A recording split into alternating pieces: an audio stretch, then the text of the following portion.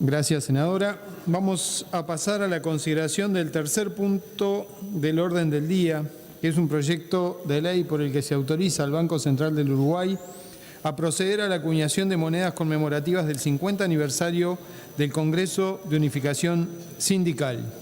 Para el informe de este proyecto tiene la palabra el senador Rubén Martínez Buelmo. Señor presidente, es un proyecto de 4 artículos.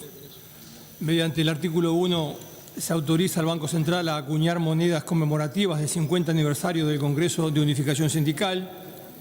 El artículo 2 dispone que el BCU podrá acuñar hasta 5.000 monedas con un valor facial de 1.000 pesos uruguayos. Los detalles técnicos de la acuñación son los siguientes. La moneda será acuñada en plata 900 milésimas, admitiéndose una tolerancia por aleación de un 2%, tendrá 12.5 gramos de peso, 33 milímetros de diámetro, 2% de tolerancia en su peso por millar y su forma será circular y su canto liso.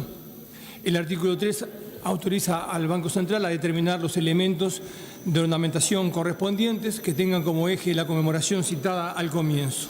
En su último artículo, el proyecto faculta al BCU a vender al exterior las monedas acuñadas por la presente ley y a disponer su desmonetización y la enajenación de las piezas desmonetizadas. Señor presidente, el articulado es de orden, obra en conocimiento de esta Cámara que ya hemos aprobado en el pasado otras acuñaciones para honrar a ilustres uruguayos o instituciones, como en este caso, a quien el Estado se propone homenajear por ser relevante su actividad y sus acciones para el desarrollo de la sociedad y, por ende, del país.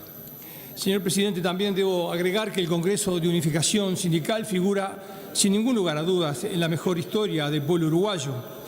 Desde la constitución de la Sociedad Tipográfica Montevideana en 1870, agrupamiento constituido exclusivamente por trabajadores y para defensa de sus intereses de clase social, los trabajadores fueron madurando a través de las décadas y expresándose por medio de diferentes organizaciones, pero siempre unidos en la defensa de los derechos y avanzando para generar nuevos derechos y garantías para el trabajador. En su trabajo importante, sin ningún lugar a dudas, el aporte que hace el historiador Rodolfo Porrini, el sindicalismo uruguayo en el proceso histórico nacional 1870-2006, allí Porrini relata de manera apasionante aquellos primeros años de las uniones gremiales, de sociedades mutuales, de constitución anarquista, socialista, marxista y también de raíz católica. De todos los intentos de crear organizaciones obreras a principios del siglo XX, debemos señalar como la más notoria la Federación Obrera Regional Uruguaya, la conocida FORU, creada por los anarquistas allá por 1905 y con relacionamiento internacional con organizaciones gremiales en México y Argentina, lo cual prueba que los trabajadores desde tiempo inmemorial buscaron también la integración latinoamericana en defensa de sus derechos y de sus intereses. En fin, toda una etapa que es de gran riqueza histórica y política y conformó además esto una cultura de lucha por derechos y justicia social que el pueblo uruguayo además, hay que aclararlo, jamás abandonó y que hizo además, yo diría, cuña importante en el aporte ideológico de los partidos políticos del Uruguay. Señor presidente, no es mi deseo recorrer todo el siglo XX, pero me he sentido tentado, pues la historia es una, múltiple, contradictoria y de luchas, de tendencias, clases, partidos, filosofías, etcétera. Porque es vida, y la vida es la vida de nuestro pueblo, de su identidad y su historia. Por ello, señor presidente, que la dictadura, que fue muerte, trató de apagar todo aquello a que refiero y que es esencia nacional, los partidos políticos y la central de trabajadores en primer lugar. Corría el año 1964, eran años complejos para el país, pero también fueron tiempos fermentales. Y, señor presidente, en aquella época funcionó el Congreso del Pueblo, que entre el 12 y 14 de agosto de 1965, convocado por la Convención Nacional de Trabajadores, desarrolló su primer congreso, con la participación de más de 1.300 delegados titulares en representación de 700 organizaciones sociales de las más variadas tendencias políticas, religiosas, filosóficas, de los distintos oficios manuales, intelectuales, estudiantes, jubilados, artesanos y pequeños comerciantes y productores, hasta amas de casa de toda la República.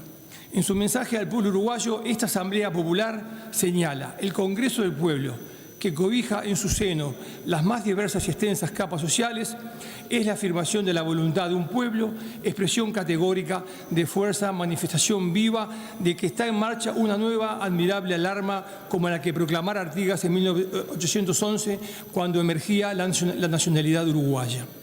Analizando la situación del país, en democrática deliberación hemos encontrado un lenguaje común porque nos mueve el elevado fin de unir a todos los sectores progresistas del país para impulsar las grandes transformaciones nacionales.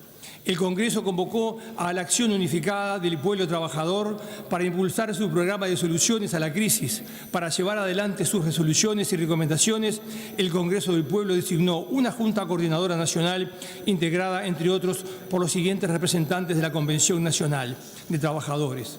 Entre ellos hay que nombrar, porque ya son parte de la gran historia del pueblo uruguayo, a José Delía, a Vladimir Turiansky, a Héctor Rodríguez, a Gerardo Gatti, a Luis Nadales, a Enrique Pastorino, a Gerardo Cuesta, a Alberto Ramos Ferro y a Juan Melgarejo.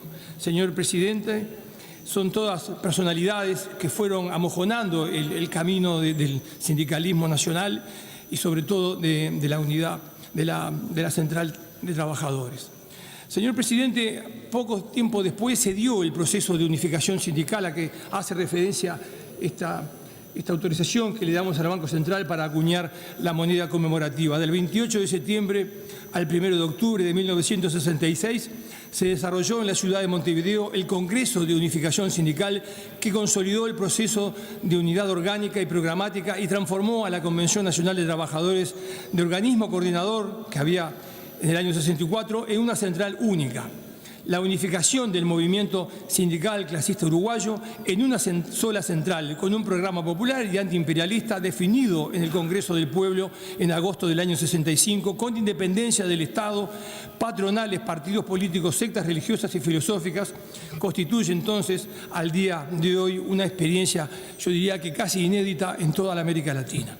La apertura del Congreso de Unificación Sindical se realizó en el Platense Patín Club en Montevideo y contó con la participación de 423 delegados titulares en representación de alrededor de 85.000 afiliados cotizantes. El Congreso, que se realizó en un clima de entusiasmo, designó una mesa representativa de 27 miembros, 21 gremios y 6 plenarios del interior.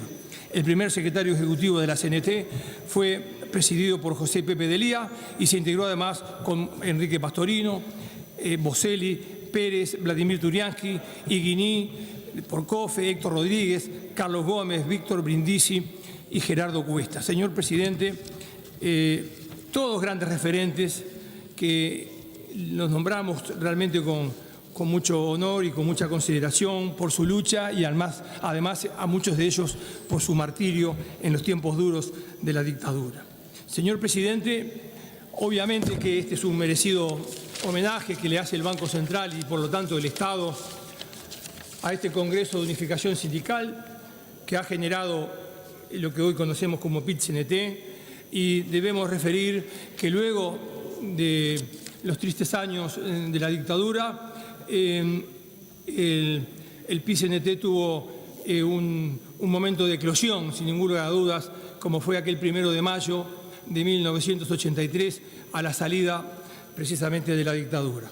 Pero, señor Presidente, no quiero cerrar esta memoria sin expresar que yo creo que aquí hay sobrevivientes, diría yo, de aquella gran jornada del 9 de julio de 1973, en donde la CNT, convocando a los partidos y a los demócratas, llevó a cabo aquella gran concentración el 18 de julio, que fue en el comienzo de la dictadura el primer aviso en cuanto a que el pueblo uruguayo no se iba a dejar doblegar fácilmente y por lo tanto ya desde ese primer momento la CNT le presentó dura batalla a la dictadura con los altos costos que implicó la lucha frontal contra quienes venían a usurpar los poderes del Estado y por supuesto las libertades públicas.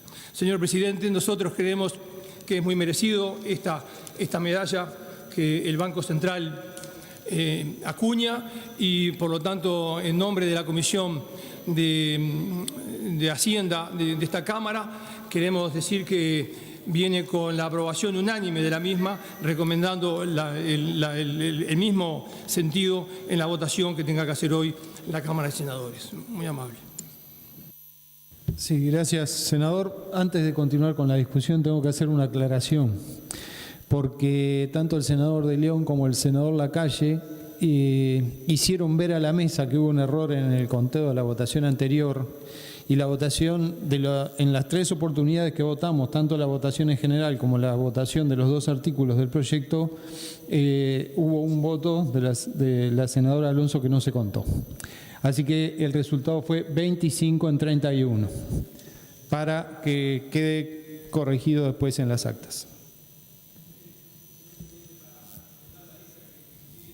Sí. De prestigiosos criminalistas, quiero también agregar porque lo había omitido, no intencionalmente, obviamente, de una gran compañera, Jorgelina Martínez. Bien, gracias. Senador Delgado, ahora sí, para continuar con la discusión del tema. Gracias, presidente. La verdad que este proyecto de ley que informó en nombre de la Comisión, con votación unánime de la Comisión, el senador Martínez Huelmo, en el que se autoriza al Banco Central a proceder a la acuñación de monedas conmemorativas a los 50 aniversario del Congreso de Unificación Sindical, es uno de los homenajes que se hacen al respecto. La Asamblea General hace poco tiempo atrás hizo un homenaje a este Congreso de Unificación Sindical, y hoy, por esta vía, el Poder Ejecutivo, el Banco Central y el Senado, autorizándolo, también está conmemorando esta circunstancia.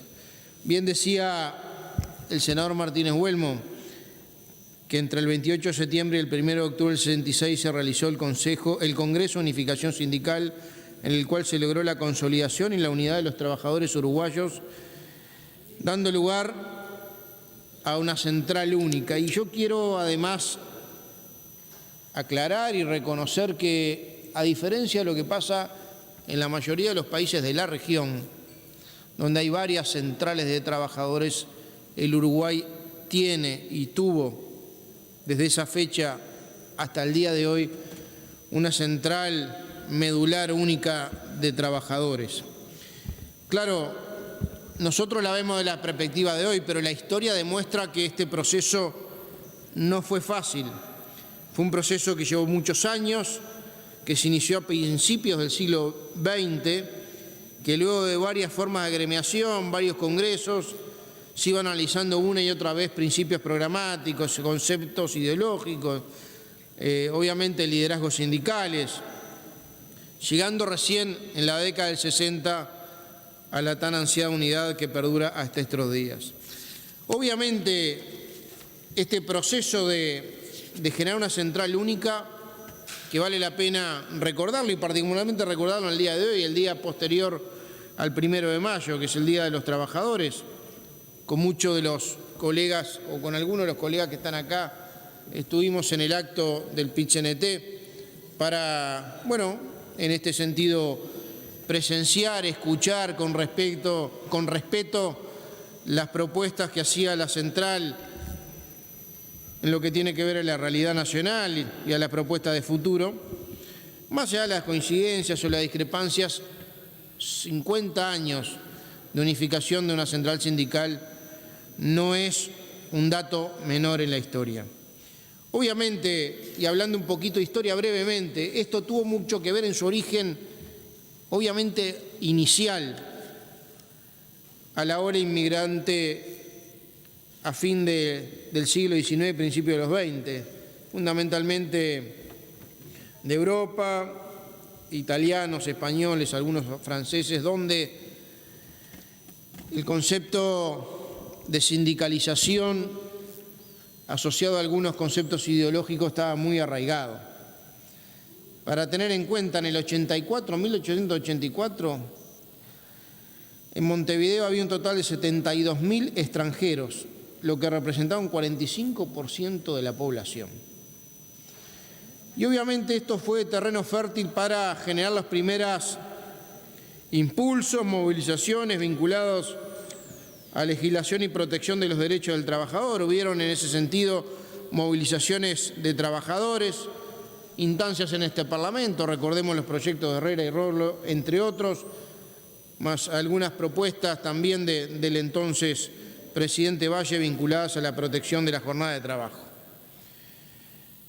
En los primeros años de 1900, la idea de organizar a los obreros para lograr mejoras en las condiciones laborales fue tomando fuerza y en agosto de 1905 se crea la Federación Obrera Regional del Uruguay, obviamente con una concepción muy anárquica que estaba imbuida de esa corriente inmigratoria. Para el año 1923 se crea la Unión Sindical Uruguaya.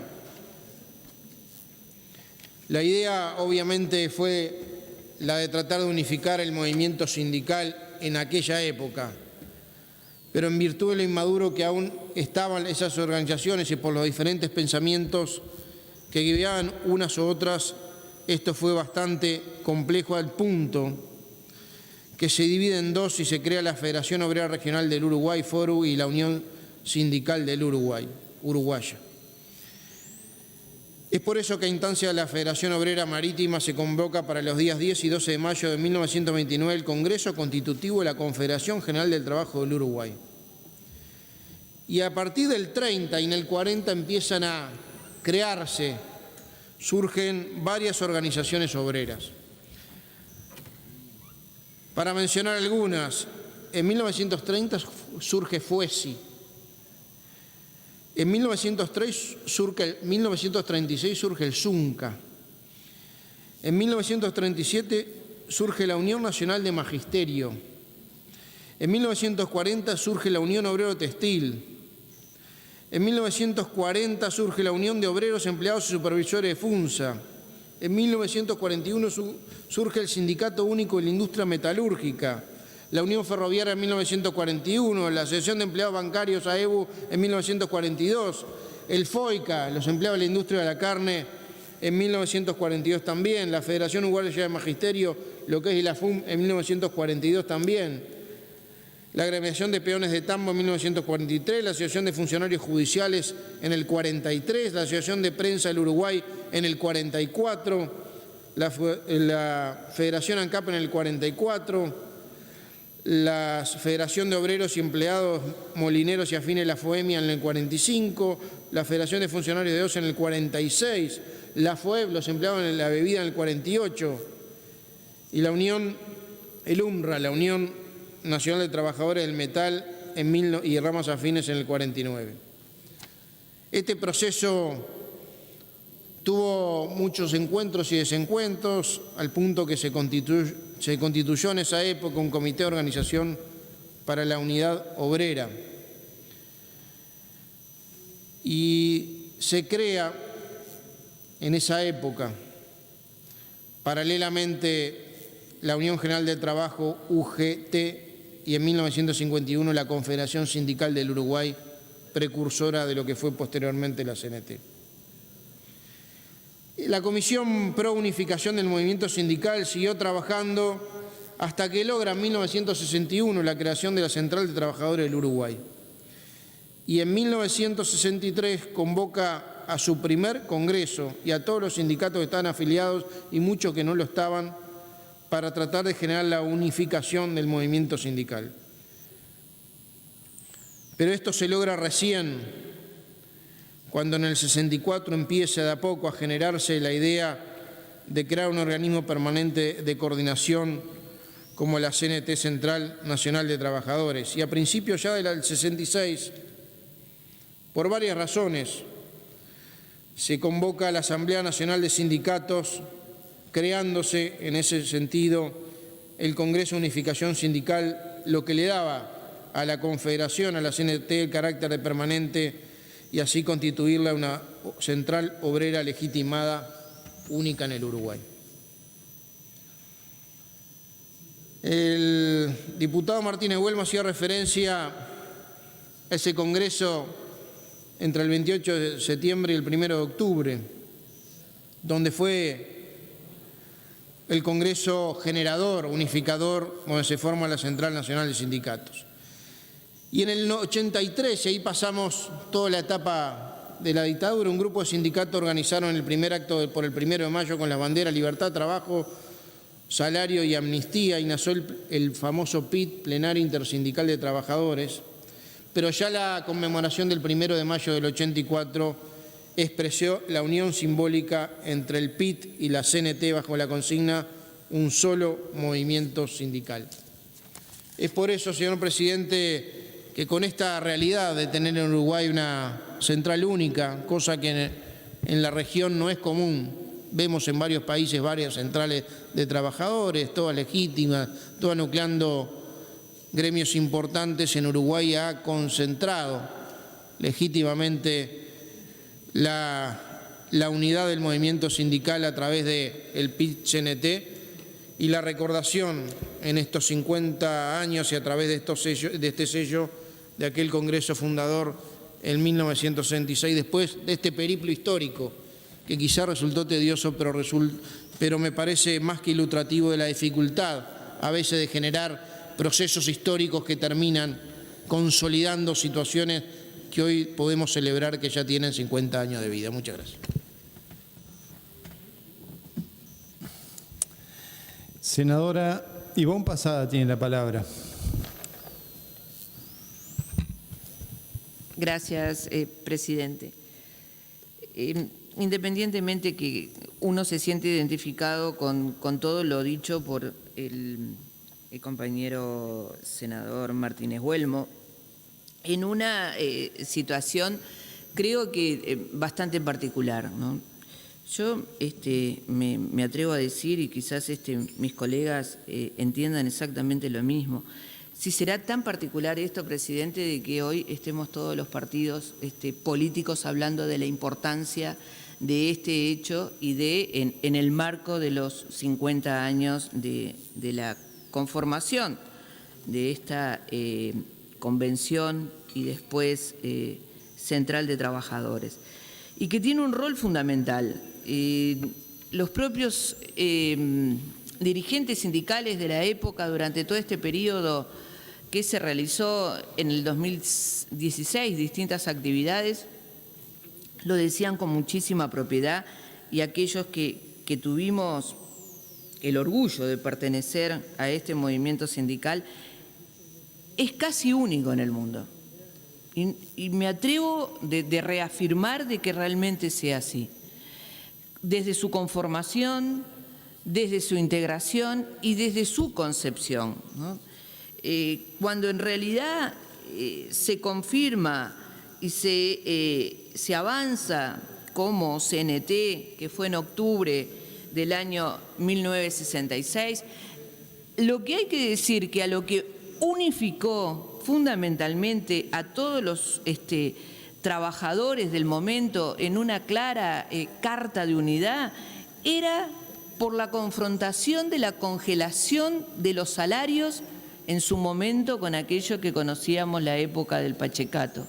Se juntaron los trabajadores y las trabajadoras con una unidad única, donde lo que los unificaba fundamentalmente esa brutal amenaza que tenían y que tuvieron, que fue con la congelación de sus propios salarios. Entonces, decir que hoy estemos hablando de este tema es también colocar sobre la mesa de lo que significó la resistencia, lo que significó la solidaridad, lo que ha significado de un movimiento sindical que se dice, y así lo ha asumido en forma permanente, su independencia en la concepción de clase.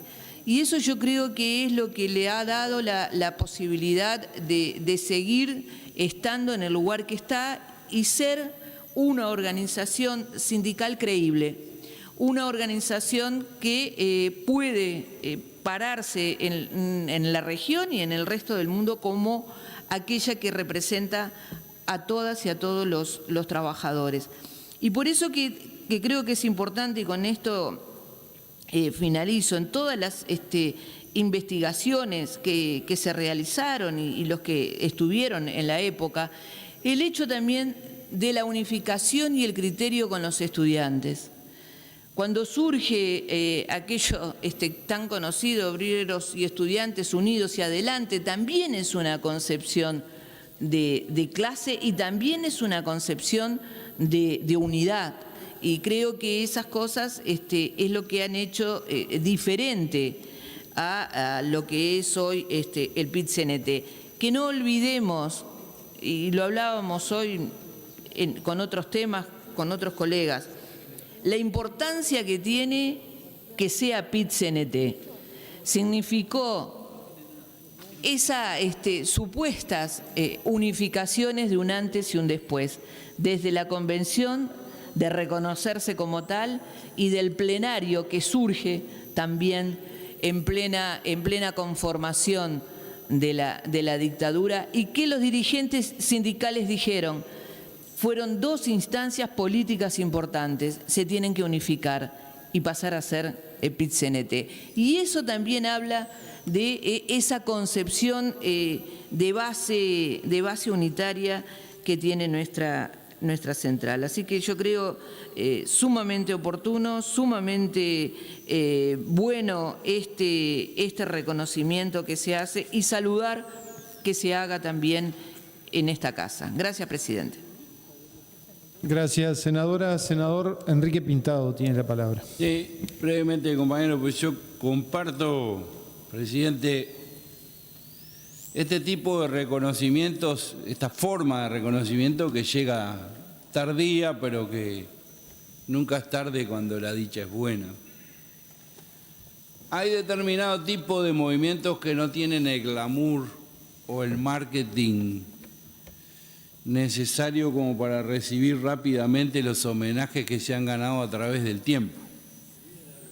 No tiene nada de heroico ir a trabajar a las 6 de la mañana al taller o a la fábrica o al centro de salud. No es espectacular. Sin embargo, es realmente el ejemplo y la característica mayoritaria de aquellos que participaron en la resistencia, organizándose desde la clandestinidad. Los que poblaron mayormente las cárceles tenían ese origen, y realmente es importante que le tributemos el homenaje que se merece. Cuando estuvimos en la presidencia de la Cámara de Diputados, les entregamos una medalla a una representación de aproximadamente 200 dirigentes sindicales que habían organizado la huelga general. 2008, presidente. Y era la primera vez que el Parlamento homenajeaba a aquellos que se levantaron con la huelga general para defender la institución, esta institución que había sido violentada por la dictadura cuando el golpe de Estado. Mucho tiempo, ¿no?, para hacer un reconocimiento que quizás otros merecidamente recibieron antes. Pero claro, estos dirigentes obreros con los cuales desde adolescentes me acuerdo en el frigorífico Comargen, que como éramos flacos y bastante ágiles en aquella época, ayudábamos a llevar la alimentación correspondiente a los obreros que estaban ocupando colgados de algunos alambres que podíamos escalar, que eran los que ocupaban, eran desocupados y volvían a ocupar. Esos actos no tenían mucho de heroicidad, de esa que estamos acostumbrados, pero fue vital para darle una herida de muerte al nacimiento y la aislación por parte de la población de la dictadura, más allá de la penuria. Por eso está bien, y eso se forjó en esos 50 años que se está conmemorando acá, la unificación sindical.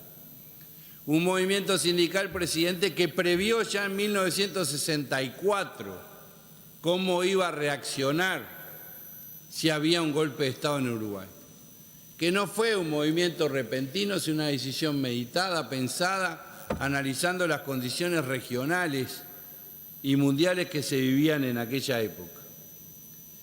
Y intervine más que nada para aclarar, porque por suerte junto con otros, tengo a Deisy acá al lado, fuimos protagonistas de la construcción, de la reconstrucción de un movimiento sindical que decidió salir de la clandestinidad, aprovechar los pequeños espacios que ofrecía la ley de asociaciones profesionales para meternos allí, una ley que nos daba cierta organización que no era la que queríamos y que generaba ese plenario de sindicatos de base, como le llamamos, y que en las fervientes discusiones que teníamos en el galpón de la Federación de la Bebida, hasta las madrugadas para ver si los políticos subían o no al estrado, en el 1 de mayo del 83, al que tuvimos el honor de estar allí, en ese estrado donde tuvimos el silencio, el minuto de silencio más atronador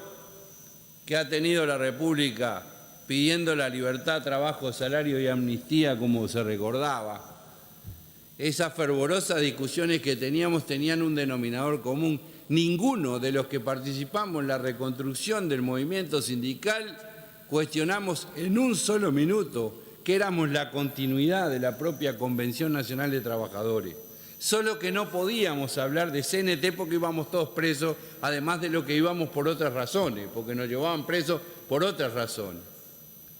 Y es así que yo creo que el movimiento de masas que concluyó en la calle con el movimiento que se generó con el no en 1980, el triunfo de los sectores democráticos de todos los partidos y el voto en blanco del Frente Amplio en 1982, lo que originó la gran correntada de participación de la gente en la calle y que contribuyó después para que hubiera un obelisco, fue la movilización del movimiento sindical aquí, enfrente, donde está la Plaza 1 de Mayo y el estrado lo teníamos en las puertas del Palacio Legislativo.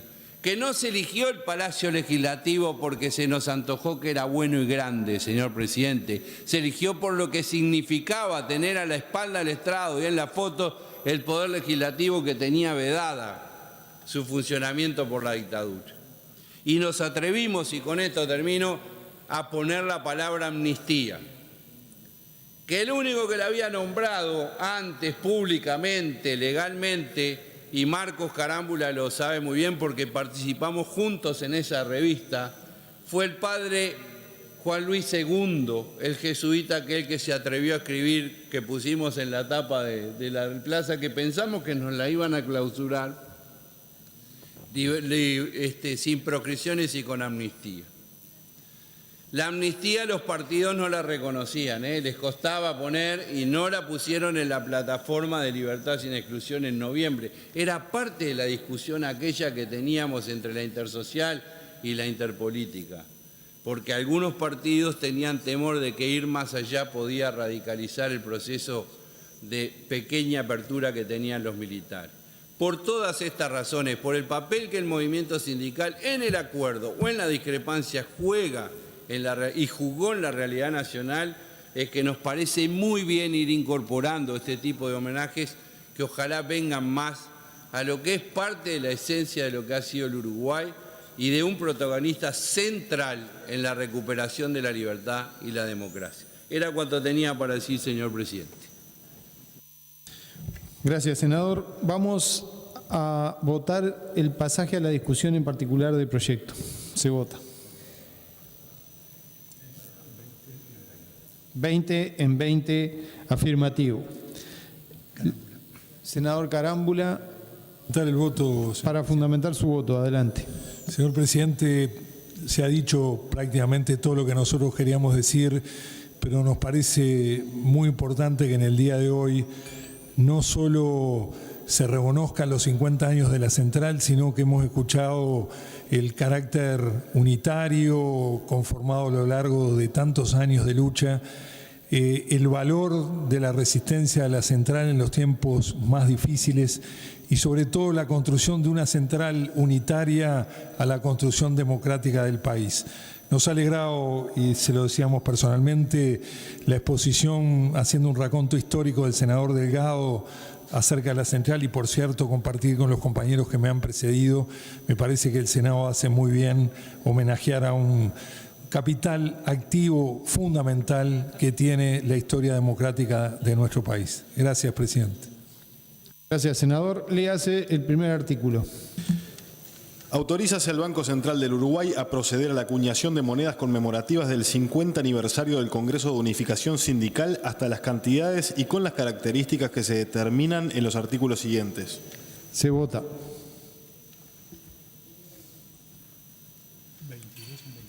22 en 22 afirmativo. El segundo artículo del proyecto. El Banco Central del Uruguay podrá acuñar hasta 5.000 unidades con las siguientes características. El valor facial de cada unidad será de 1.000 pesos uruguayos 1.000. La moneda será de plata con un fino de 900 milésimas. Se admitirá una tolerancia por aleación de un 2%. Tendrá 12,5, 12,5 gramos de peso y 33 milímetros de diámetro. Se admitirá una tolerancia de peso del 2% por cada millar. Su forma será circular y su canto liso. Se vota el segundo artículo. 23. Si nadie lo quiere discutir. 24 en 24 afirmativo. Se vota, léase el tercer artículo. El Banco Central del Uruguay determinará los elementos ornamentales de las monedas que aludirán a la conmemoración del 50 aniversario del Congreso de Unificación Sindical. Se vota.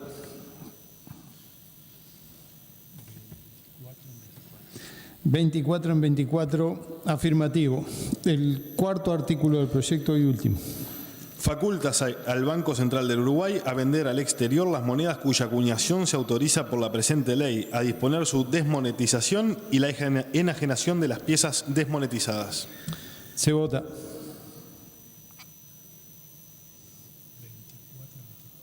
24 en 24 afirmativo. Quedó aprobado el proyecto que se comunicará a la Cámara de Diputados. Pasamos a considerar ahora el cuarto punto del orden del día. Senador Martínez Huelmo, para una cuestión de orden. Señor presidente, exactamente. Es para solicitar que las palabras vertidas en sala en este punto se remitan al PICNT. Al PICNT. Bien, vamos a votar lo que ha solicitado el senador Martínez Huelmo.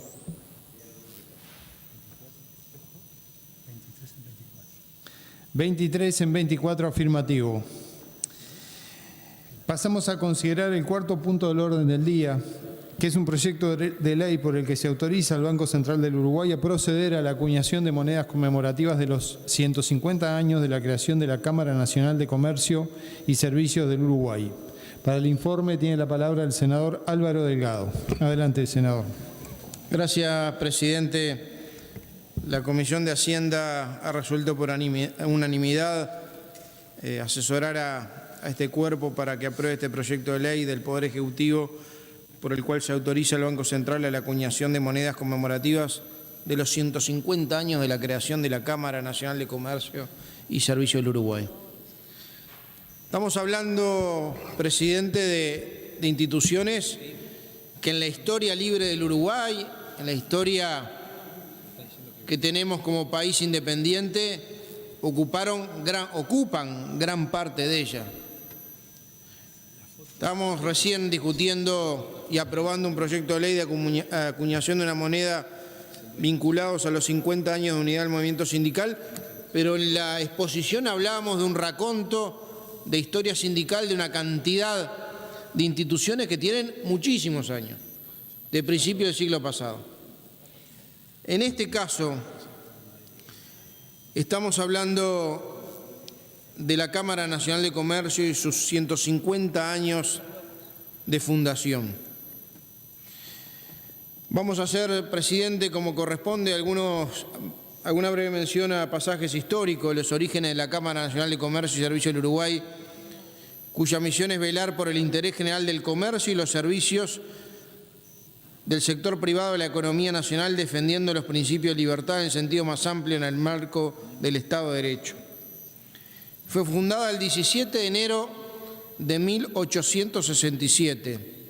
Ese día se realizó una asamblea con más de 200 socios que decidieron dar nacimiento a la Sociedad Bolsa Montevideana. 4 días después, el 21 de enero, el gobernador General Venancio Flores inaugura el edificio de la calle Piedras y Zavala, primer bastión de lo que más tarde sería la Cámara de Comercio. En ese mismo día, los integrantes de esta asociación promulgan el reglamento interno de corredores y se designan las autoridades de la Comisión Interna de Corredores. Desde el inicio convivieron dos tendencias dentro de esta organización: los accionistas y los suscriptores. En el año 1876, concretamente el 17 de enero, el gobierno reconoce al centro comercial como bolsa de comercio, siendo su autoridad la Cámara de Comercio. Ya era para principios del siglo XX, concretamente en 1907, tras una modificación de estatuto, la Sociedad Bolsa de Comercio se transforma en Bolsa de Comercio Sociedad Anónima y la Cámara pasa a componerse de 11 miembros, uno por cada gremio en que se divide la colectividad comercial. En el año 1923 se modifica el nombre y se toma una denominación que durará hasta 1998. En efecto, una reforma estatutaria promovida en el 23 modifica el nombre de la Cámara por el de Cámara Nacional de Comercio. Como dato anecdótico, el 15 de noviembre del 37 comienzan las obras para lo que hoy es su sede central. El 16 de enero de 1938 se coloca en un acto conmemorativo la colocación de la piedra fundamental.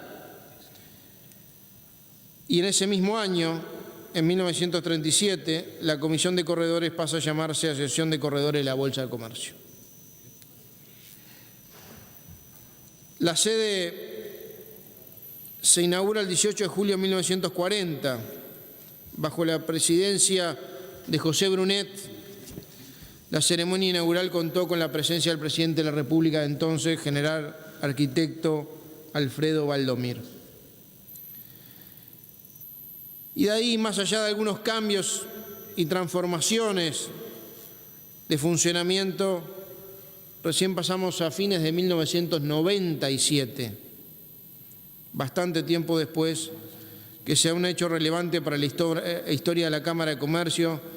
Se hace hincapié en la reorganización y es así que se produce la separación de la Bolsa Valores y la Bolsa de Comercio Sociedad Anónima. En tanto, la Bolsa de Comercio Sociedad Anónima concentrará su actividad en los servicios que tradicionalmente ha prestado el sector empresarial. La Bolsa Valores tomará a su cargo la regulación de las operaciones bursátiles en ese ámbito. Y un año después, en 1998, como decíamos anteriormente, la Cámara Nacional de Comercio cambia nuevamente su denominación en 1998 por Cámara Nacional de Comercio y Servicios del Uruguay y se resuelve ampliar la denominación de la Cámara teniendo en cuenta al creciente desarrollo del sector servicios en nuestro país. Por último, señor presidente, decir que la Cámara Nacional de Comercio y Servicios del Uruguay representa al sector privado empresarial, comercial y de servicios. Cuenta con más de 15.000 asociados y más de 110 agremiaciones en todo el país. Abarca diferentes giros de la economía nacional, cubriendo todo el territorio y, en consecuencia, todo tipo de empresa. Cumple un rol muy importante en la promoción de la creación de empleos y el apoyo a la educación y la cultura. Es por eso, señor presidente, que en nombre de la Comisión de Hacienda del Senado y en reconocimiento a una de las instituciones con más historia en nuestro país es que recomendamos aprobar este proyecto de ley por el cual se autoriza al Poder Ejecutivo, particularmente al Banco Central, a acuñar monedas conmemorativas a los 150 años de la creación de esta institución. Muchas gracias. Bien. Vamos a votar el pasaje a la discusión en particular del proyecto. Se vota.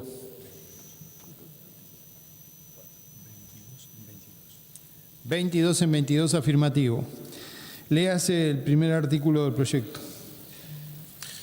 Autorízase al Banco Central del Uruguay a proceder a la acuñación de monedas conmemorativas de los 150 años de la creación de la Cámara Nacional de Comercio y Servicios del Uruguay, hasta las cantidades y con las características que se determinan en los artículos siguientes. Se vota. 23 en 23, afirmativo. Léase el segundo artículo del proyecto. El Banco Central del Uruguay podrá acuñar hasta 5.000 unidades con las siguientes características. El valor facial de cada unidad será de pesos uruguayos 1.000, la moneda será de plata con un fino de 900 milésimas, se admitirá una tolerancia por aleación de un 2%, tendrá 12,5 gramos de peso y 33 milímetros de diámetro. Se admitirá una tolerancia de peso del 2% por cada millar. Su forma será circular y su canto liso.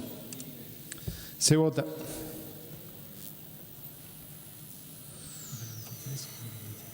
23 en 23, afirmativo. El tercer artículo del proyecto, que se lea. El Banco Central del Uruguay determinará los elementos ornamentales de las monedas que aludirán a la conmemoración de los 150 años de la creación de la Cámara Nacional de Comercio y Servicios del Uruguay. Se vota.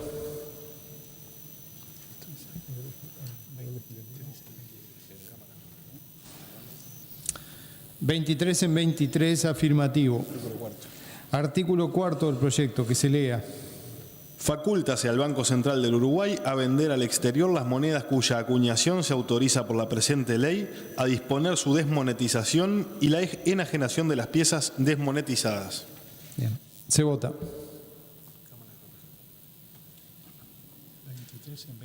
23 en 23, afirmativo. Quedó aprobado el proyecto, que se comunicará a la Cámara de Diputados.